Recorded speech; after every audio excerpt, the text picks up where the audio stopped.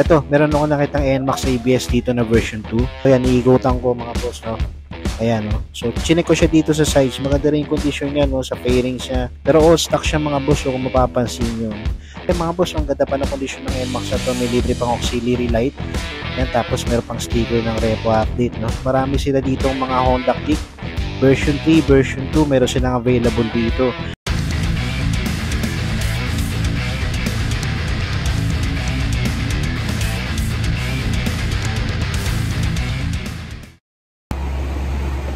What's up mga boss?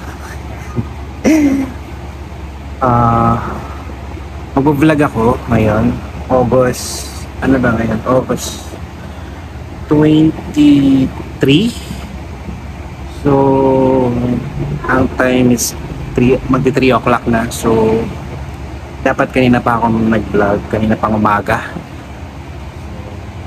Medyo tinanghali na ang gising. So, ngayon lang dapat. Ang problema, maambon na. So sana nakikita nyo. Yun, maambon. So paalis na sana ako para mag-ikot, mag-vlog.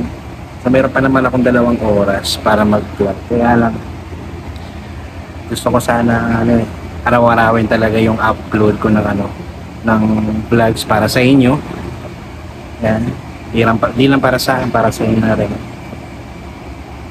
So, ito in case na hindi ako makalabas ngayon, itong video na itong i-upload ko. Kasi ayokong mapakante, ayokong walang upload. Gusto ko araw-araw na may upload, araw-araw ko may mapakita sa inyo mga boss.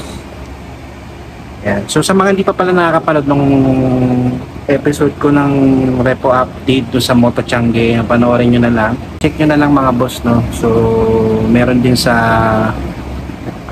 meron din akong vlog dun sa One Moto Avenue.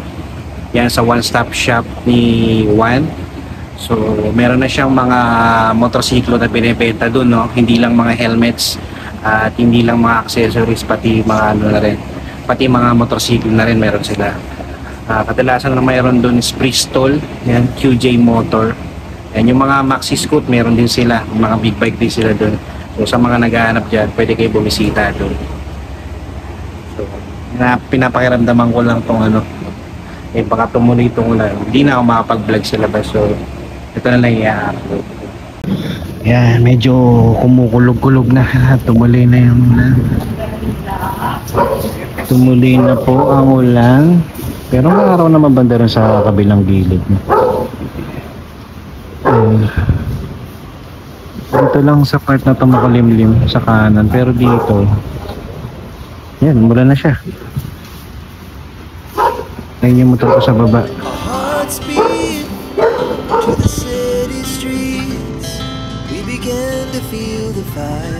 Alright mga boss, no? So yan, so napilitan pa rin ako lumabas. So nawala na yung ulan, kaya lang ang problema ay tanghali na, as in hapon na, no? Sarado na yung mga bentahan ng mga reposes, no? Kaya hindi na ako nagtry akong mag-ikot-ikot, pero wala na, nagliligpitan na sila. So nahiya naman ako, nabalahin ko pa sila magliligpit na sila ng mga motorsiklo. Kaya ito, pauwi na ako mga boss. So yan, siguro bawi na lang ako sa susunod na video. Ang gusto ko lang naman kasi is meron ako may upload kahit papano. Ayokong mabakante ng isang araw. Gusto ko araw-araw ako nag-a-upload.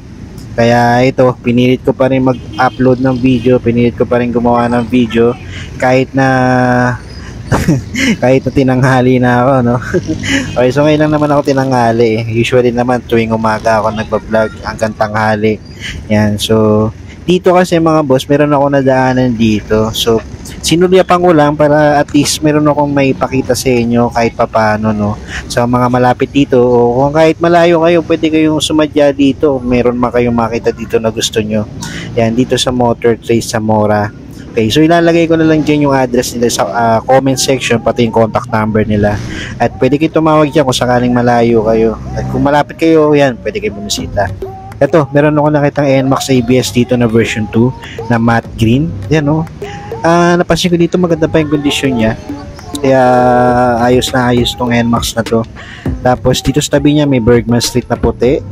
Tapos meron pa ako nakita ditong NMAX na ABS na version 2 na power gray. Tapos sa tabi niya merong Honda Click version 2 tsaka version 3. So, yan mga boss, no, ang napapansin ko lang dito kasi, kaya hindi ako makapag-vlog dito, gawa ng walang mga presyo yung mga motorsiklo nila, no. So, ayoko naman silang abalahin, nalagyan nila ng presyo yan pag nag-vlog ako. So, yan, kaya hindi ako makapag-vlog dito. So, yan mga boss, ang ganda pa ng kondisyon ng NMAX na to, may libre pang auxiliary light. Yan, tapos meron pang sticker ng repo update, no. Alright, so, yan, ang napansin ko lang din dito, marami sila ditong mga Honda Click version 3, version 2, meron silang available dito. Para yan, sa mga naghahanap sa inyo ng Honda Click, pwede nyo i-check dito. Tsaka tong NMAX na to, no, tong green. So yan, iikutan ko mga boss, no. Ayan, no. So chinek ko siya dito sa sides. Maganda rin yung condition niya, no, sa fairings siya. Maganda. Kaya na meron lang nakitang scratches pero mababaw lang naman. Pero all stock siya mga boss, so kung mapapansin nyo. Yan, wala siyang mga abobot. Stock na stock pa siya. So yan, dito may Bergman Street na kulay puti.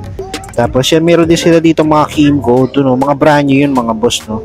So di lang talaga ako makapag-vlog dito ng maayos kasi nga walang mga presyo yung mga motorsiklo nila.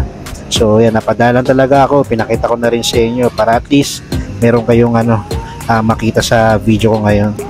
So yan, sinulyapan ko lang talaga yung mga motorsiklo nila mga boss, no. So pauwi na rin ako nito kasi wala rin akong nakitang mga motorsiklo dahil kulang na ako sa oras mga boss. Ayan, no. So mga boss, maraming salamat sa umabot sa punto na to, no.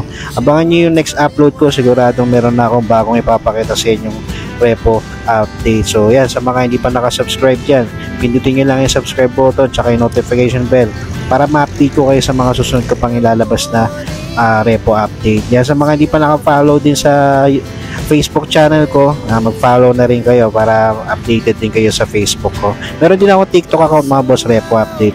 So yung mga boss, so that's it for today. Maraming salamat.